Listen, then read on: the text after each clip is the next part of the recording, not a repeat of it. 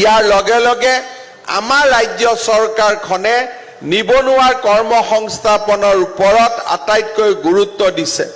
আপোনালোকে দেখিছে যেতিয়া মই ওদালগুৰিত ইলেকশ্যন কেম্পেইনত আহিছিলোঁ, ৰাইজক কৈছিলোঁ যে আমাৰ চৰকাৰ আহিলে আমি 1 লাখ চৰকাৰী নিযুক্তি দিম, কিন্তু মানুহে আমাক বিশ্বাস কৰা নাছিলে।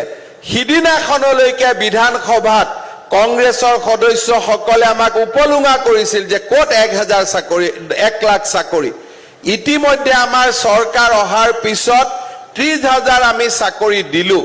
ছেপ্টেম্বৰ মাহত 5টা কামাণ্ডো বেটেলিয়নকে ধৰি আমি আৰু 10,000 চাকৰি আমাৰ নিবনুৱা ল'ৰা ছোৱালীসকলৰ কাৰণে আমি আগবঢ়াম। তাৰ সমান্তৰালভাৱে যোৱা ৰবিবাৰ আৰু তাৰ আগৰ ৰবিবাৰে যি গ্ৰেড 3 আৰু গ্ৰেড 4 পৰীক্ষা হৈ গ'ল, তাৰ জৰিয়তে আমি প্ৰায় 30,000 ডেকা ল'ৰা ছোৱালীক আমি চাকৰি দিম।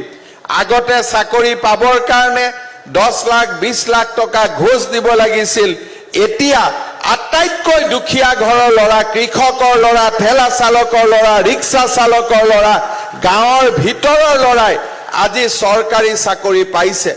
কেইদিনমান আগতে পুলিচৰ চাকৰি হৈছিলে, মই টিভিত দেখিছোঁ দেউতাকে পকৰি বিক্ৰী কৰিছিল বজাৰত, এতিয়া তেওঁ 3জন ল'ৰাই একে কোবতে পুলিচৰ চাকৰি পাইছে। সেইকাৰণে মই আমাৰ ৰাইজক আহ্বান জনাম যে আমাৰ অসম এতিয়া পৰিৱৰ্তন হ'ল। টকা দি চাকৰি পোৱাৰ দিন শেষ হৈ গ'ল।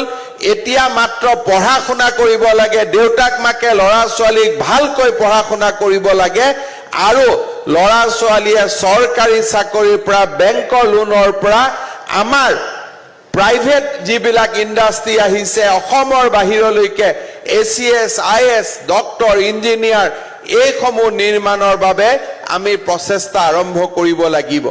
আমাৰ